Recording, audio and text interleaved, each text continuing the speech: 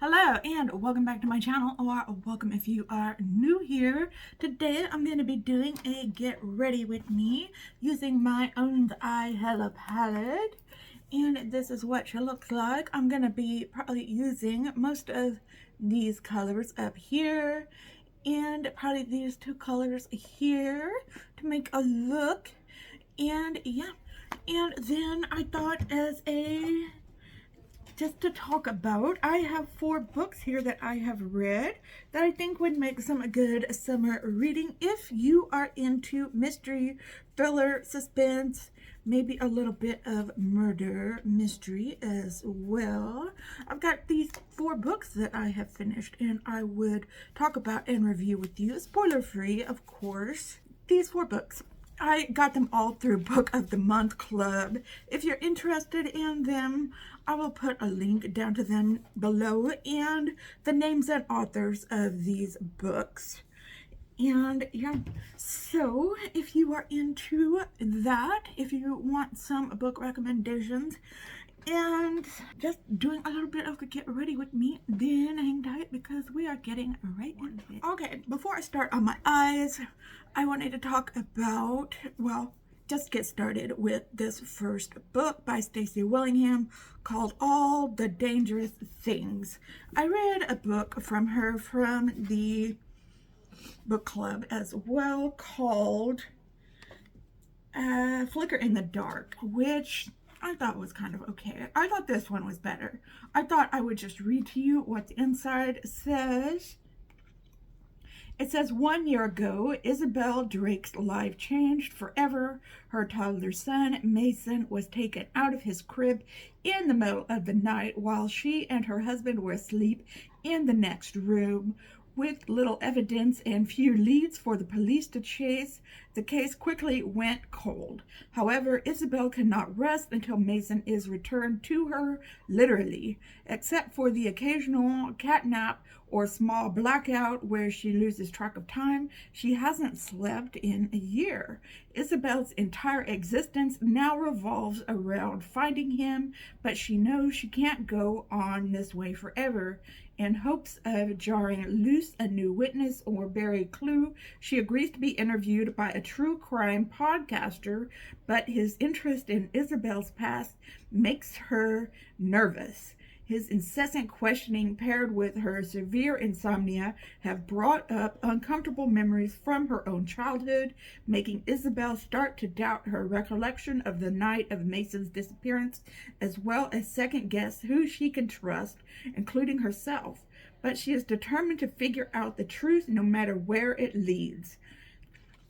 So this was a very interesting book. Like I said, I liked it a lot better than her debut book. I think she has gotten, the Stacey Willingham has gotten to be a much better. Her sophomore novel is a lot better than her first novel, just in my opinion.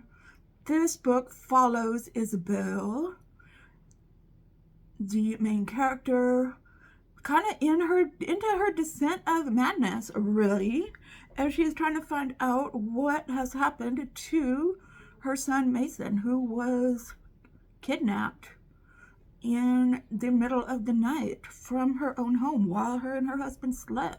Yeah, this kind of delves into also kind of the morality and what people think of, like, true crime podcast, true crime YouTube, true crime social media kind of stuff.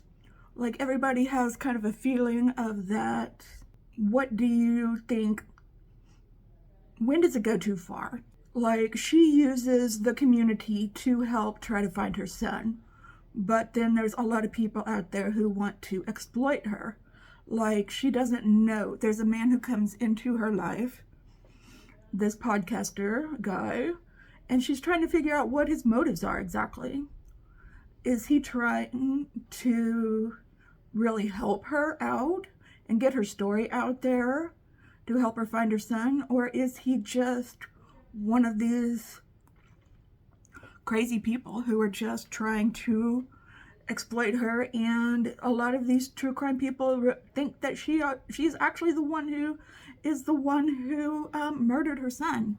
And she's starting to think that she's estranged from her husband. Her husband is actually seeing another woman.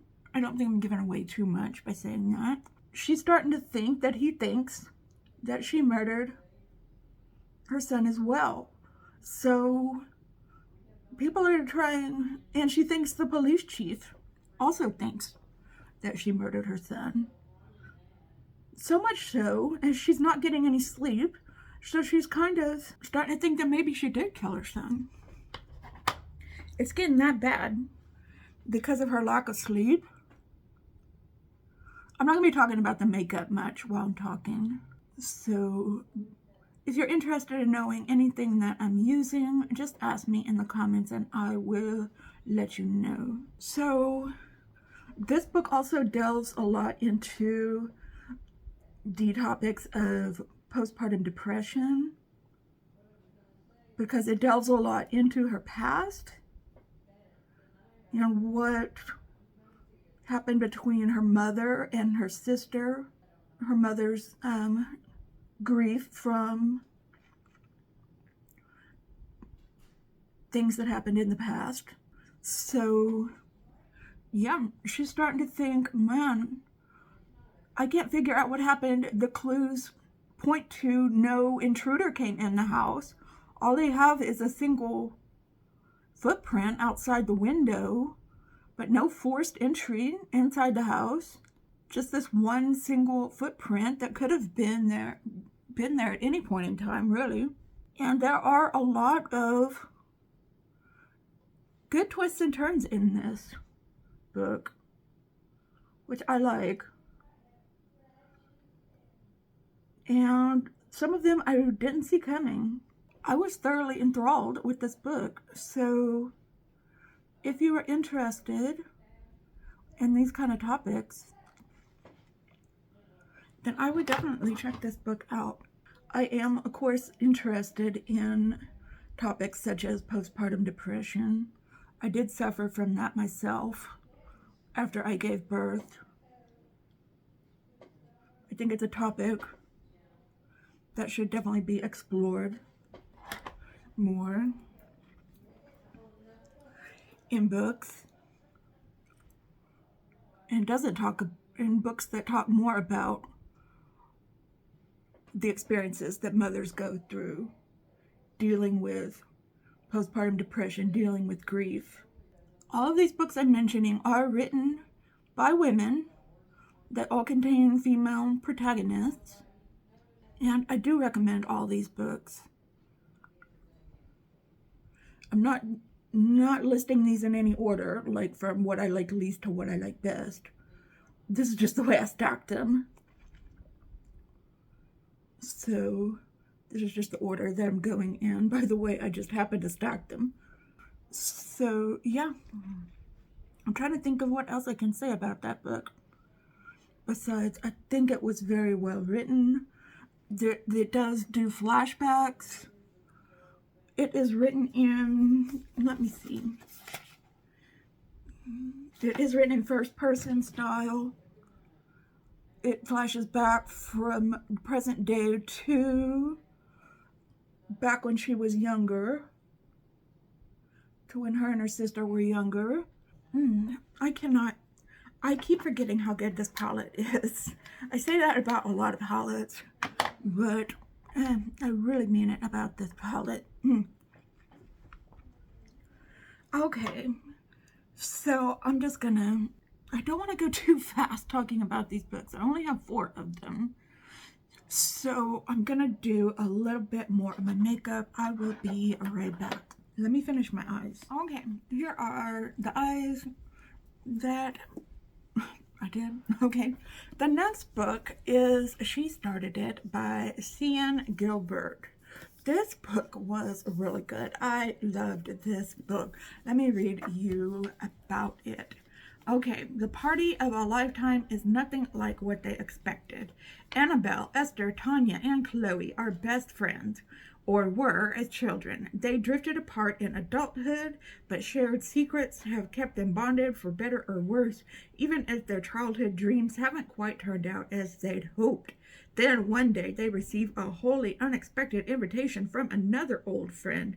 Poppy Greer has invited them all to her extravagant bachelorette party. 3 days of white sand, cocktails, and relaxation on a luxe private island in the Bahamas. None of them has spoken to Poppy in years, but Poppy's Instagram pics show that the girl they used to consider the weakest link in their group has definitely made good and made money. Curiosity gets the better of them. Besides, who can turn down a posh, all-expenses-paid vacation on a Caribbean island? The first-class flight and the island's accommodations are just as opulent as expected, even if the scenic island proves more remote than they'd anticipated. Quite remote, in fact, with no cell service and no other guests. The women quickly discovered they've underestimated Poppy and each other. As their darkest secrets are revealed, the tropical adventure morphs into a terrifying nightmare. Endlessly twisty, sharply observant, and deliciously catty, She Started It is sure to shock readers until the very end. Yes, there were lots of twists and turns in this book. It was definitely very, very interesting. And everybody in this book was a horrible, horrible person. There was nobody to root for in this book, for sure. It was, you think one person is worth rooting for, and then you find out what a horrible person they are, and then you're like, well, what about this person? Are they any better? No, they're not any better. There's one person you feel sorry for in the end, for sure. But these girls, the Chloe, the Annabelle, the Tanya, the Esther, they were big time bullies in high school. This is said, they were in Great Britain, in England, I'm thinking. That's where it was. And they were big time bullies to this girl named Poppy, who just wanted to do her art classes. She was very good at art, and she just wanted to be left alone and do her art classes. But she wasn't the most popular girl in school, and they just bullied her endlessly. Pretty much, according to Poppy, ruined her life. All these years later, Poppy apparently made good with her life and was getting married, and they all went their separate ways, and Poppy made good with her life, was getting married, and nobody had heard from her since high school, and she wanted to make them all her bridesmaids at her wedding, and they're shocked and don't understand why. But they're like, okay, this is an all-expense paid trip to a private island in the Bahamas. It's like a free vacation. Okay, we'll be your bridesmaids. And they show up, and Poppy is nothing like what they remembered her being. The rest of the trip is just one big mess. Poppy's like playing with their heads. People turn up dead, and no apologies are made until there's just 2 of them left. Nobody knows what's going on. I'm trying not to give too much away. Maybe I've given too much away already, but there is this point in the book where they mention something. It's another back and forth book. Goes from the present time to the past, back when they were younger, and what exactly they did to Poppy. The bad things that they did to her. And there's this one thing they mention in the past that kind of, I noticed, it's there and you can miss it really easily, but I noticed it. It kind of gave away the ending a little bit. Or at least a twist that they wanted to do. It kind of ruined that twist for me because I had it figured out. But you have to be really paying attention because I had it figured out before they revealed it. And it's a pretty big twist too.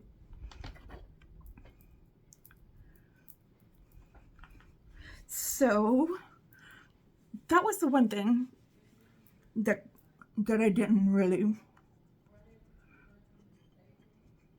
like about the book, was that they gave away that twist. But like I said, you got to really be paying attention. But other than that, I thought it was a really well written book. I think this was the author's first book too. So she did a really good job developing the characters. Although, maybe making them a little bit one-dimensional, some of the characters. Others of the characters were really fleshed out really nicely, I thought. So, like I said, that one was a really good book. I highly recommend that book. They kept calling it a hen party, the bachelorette party. And I think that's a Britishism, calling it a hen party. So I thought that was extremely funny. Okay. So the next book is called The Only Survivors by Miranda. Let me put my bronzer on and then we will talk about that book. Okay, the third book was The Only Survivors by Miranda. This and the last book were probably not my most favorite books. I probably should have started with the last two books first and then talked about the other two books. The other two books were my most favorite. This one was probably my least favorite, but I still liked it a lot. And yeah, let's talk about it. And let me read to you. 7 hours in the past, 7 days in the present, 7 survivors remaining. Who would you save?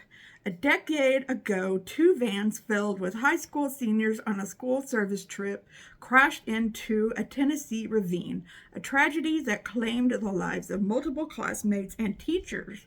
The 9 students who managed to escape the river that night were irrevocably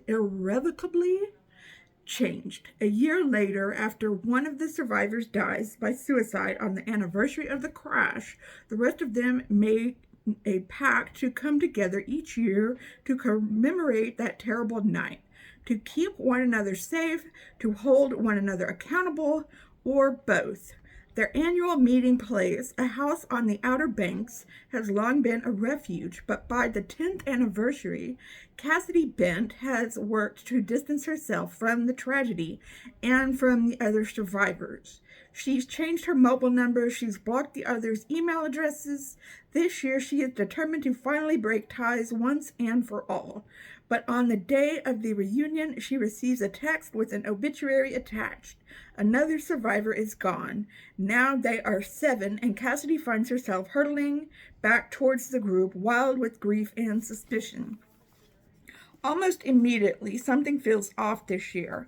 Cassidy is the first to notice when Amaya, the annual organizer, slips away, overwhelmed. This wouldn't raise alarm except for the impending storm. Suddenly, they're facing the threat of closed roads and surging waters again. Then Amaya stops responding to her phone. After all they've been through, she wouldn't willfully make them worry, would she? And as they promised long ago, each survivor will do whatever he or she can to save one another, won't they? A propulsive and chilling lockbox mystery filled with the dazzling hairpin twists that are the author's signature. The Only Survivors is bestseller author Megan Miranda's best novel yet, not best-selling, best novel yet. Okay, I gotta tell you, I don't remember how this ends. I read this months ago, but let me take a look at it. Just give me a second. Okay, this book is about 7 survivors who something happened to them on their senior trip. Something very bad. Their buses crashed, and both of their teachers and a lot of students died. And they have a secret that they all keep. I don't think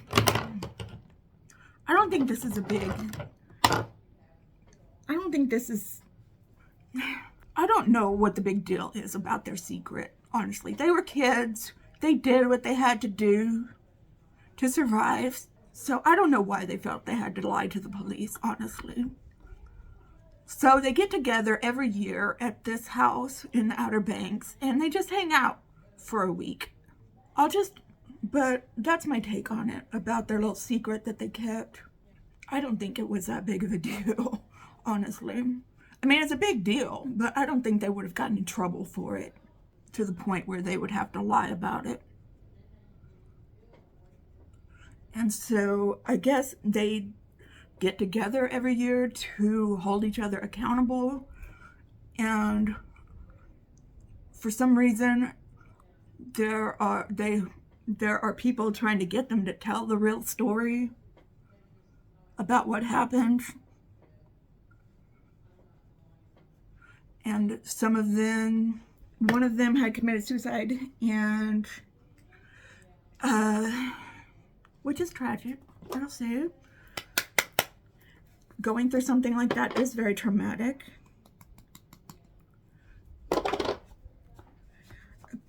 What happened. And what else can I say? I mean, it's another back and forth book going from one woman's first person perspective to the other students' past perspectives. I mean, nobody killed anybody. It's not like they're protecting a killer. I'll give that much away. But they're at this house, and they're all suspicious of each other for some reason. Weird things start happening. They're afraid one another's going to out their little secret. And something happens at the end. I just can't remember what it is. So you don't have to worry about me giving away that spoiler. But I just thought this book was just okay. It wasn't anything... Where did my blush go? It wasn't anything... It wasn't a page turner. It took me a while to get through this book. I'll just say that. I'm a finisher. Once I start a book, I finish it. But there are people who would like this book. That's why I am putting it out there for anybody who might like to read this book. Okay, the next book is by Clare. MacKintosh. It's called The Last Party. Not to be mixed up with The Last Survivors, which I kept getting them mixed up personally. That's just me. But this one is set at the border of England and Wales. So you get to learn a little bit of history about kind of like what the Welsh people think of the English and what the English think of the Welsh. It's very interesting, and there is some dialogue in Welsh too, which kind of threw me for a loop at first. Let me read you. This is short. On New Year's Eve, Rhys Lloyd has a house full of guests. I think that's how you say that name. His vacation homes on Mirror Lake are a success, and he's generously invited the village to drink champagne with their wealthy new neighbors. But by midnight, wreaths will be floating dead in the freezing waters of the lake. On New Year's Day, Fifion, I think that's how you say her name, Fifion Morgan has a village full of suspects. The tiny community is her home, so the suspects are her neighbors, friends, and family, and Fifion has her own secrets to protect. With a lie uncovered at every turn, soon the question isn't who wanted Reese dead, but who finally killed him. In a village with this many secrets, murder is just the beginning. Okay, this is probably the thickest book too. This book had lots of twists and turns in it. I tell you what, definitely an interesting read. Not my favorite, but definitely worth your time, I think. This guy, Reese, was not a good man. He's from this Welsh town. He's like this famous singer who went and made it big. And then he comes back to town, and on the English side of this lake builds some vacation homes for the rich and wealthy.